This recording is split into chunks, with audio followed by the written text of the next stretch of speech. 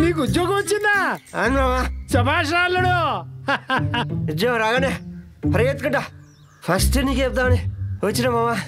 చూసావా వాడికి నేనంటే ఎంత అభిమానమో. ఇదిగో ఆయాసపడుతున్నాడు, వేడివేడిగా కాఫీ తీసుకురా.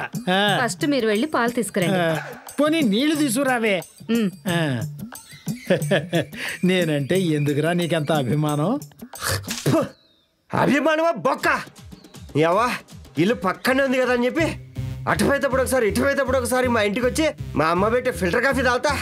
ఏ రాలేడు ఏం చేస్తాండావు అని ఓ దొబ్బుతాన్నావు కదా. దొబ్బుడు తట్టుకోలేకనే జాబ్ తెచ్చుకున్నా. ఏదో చనువు కొద్దీ ఒక మాట అన్నాను, దానికి ఎంత ఫీల్ అయిపోవాలా? చనువు కొద్దీ ఒక మాట అన్నావా? అసలు నువ్వు ఏమన్నా ఒకసారి గుర్తు తెచ్చుకోమా. ఏమన్నా? ఏ రాలేడు ఎందుకురా ఇంత ఖాళీగా ఉండవు? అసలు ఖాళీగా ఉండేటోడు కొత్త గుడ్డలు ఎందుకురా? ఒక మనిషి ఖాళీగా ఉండడం ఎంత దరిద్రమో తెలుసా? అసలు ఒకడు ఖాళీగా ఉన్నాడంటే ఇండియా ఎదుగుదల అక్కడితో అయిపోవడం. యావత్ భారతదేశం వెనకబడ్డానికి కారణం నేనే అన్నట్టు మాట్లాడినా కదా బాబు నువ్వు. నువ్వు బాగుపడతావనే కదరా అన్నది. నీ పాటికి నువ్వు అనేసిపోతావు. నువ్వైనాక మా నాయన 7G బృందావన కాలనీలో చంద్రమోహన్ మాదిరి లుంగి పైకి ఎత్తి గుండెలు బాదుకుంటే ఎగిచ్చి కొట్టేతోడు మామా. దో నీ టార్చర్ తట్టుకోలేక నేను జాబ్ తెచ్చుకున్నా.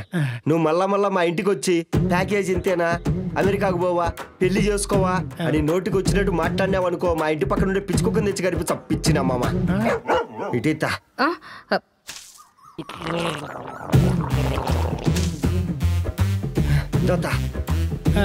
ఇంకో గ్లాస్ నీళ్లు తీసుకురా వాడికి. రే నీకు ఉద్యోగం వచ్చిందని నన్ను ఎన్ని మాటలు అన్నావని మా అన్నయ్యకి తెలిసిందనుకో.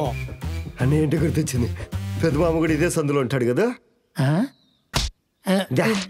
వాడికి కూడా పగిలిపోతుంది ఈరోజు.